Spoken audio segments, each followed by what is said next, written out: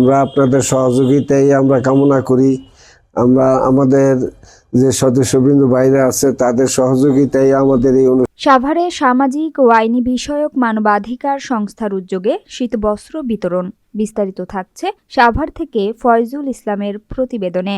সাভারে শীতার্ত অসহায় মানুষের মাঝে শীতবস্ত্র বিতরণ করেছে সামাজিক ও আইনি বিষয়ক মানবাধিকার সংস্থা। সাভার রাজাসন ডেল্টার মোড়ে অবস্থিত সংস্থার প্রধান কার্যালয়ের উদ্যোগে এই মানবিক কর্মসূচি অনুষ্ঠিত হয়। শীতবস্ত্র বিতরণ অনুষ্ঠানে প্রধান অতিথি হিসেবে উপস্থিত ছিলেন সামাজিক ও আইনি বিষয়ক মানবাধিকার সংস্থার চেয়ারম্যান মোহাম্মদ জে.এইচ. রানা।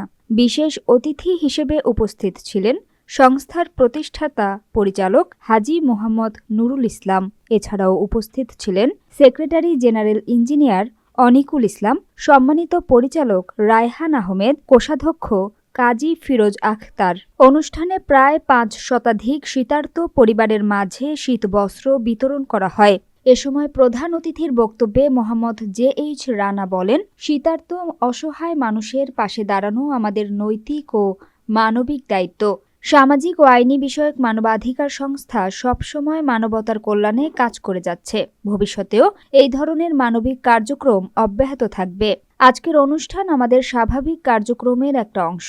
সমাজের বিত্তশালীদের মানবিক কাজে বেশি বেশি এগিয়ে আসা উচিত।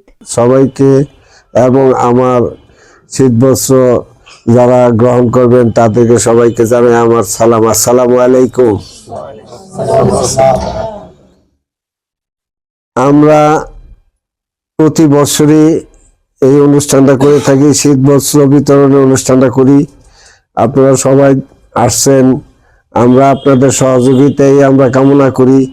আমরা আমাদের যে সদস্যবৃন্দ বাইরে আছে তাদের সহযোগিতাই আমাদের এই অনুষ্ঠানটা পরিচালিত হয়। এই জন্য আমি সবাইকে আন্তরিক ধন্যবাদ জানাচ্ছি। প্রতি বছরের ন্যায় আমরা এবছরও শীতবস্ত্র বিতরণ কার্যক্রম হাতে নিয়েছি। এবারে শীতের পরিমাণ একটু বেশি, গত বছরের তুলনায় এবছর শীত অনেক বেশি। তো এটা আসলে আমাদের তরফ থেকে উপহার সামগ্রী বলতে পারেন।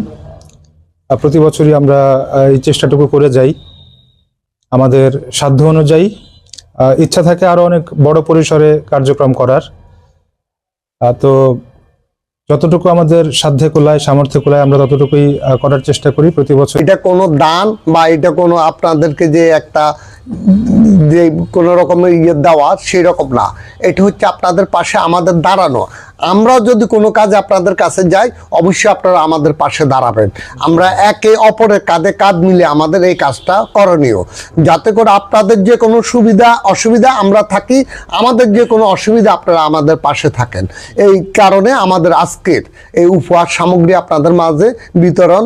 কীরকম ভালো হয়েছে বা খারাপ হয়েছে মন্তব্য না করে আমাদেরকে পাশে থেকে আমাদেরকে সহযোগিতা করবেন।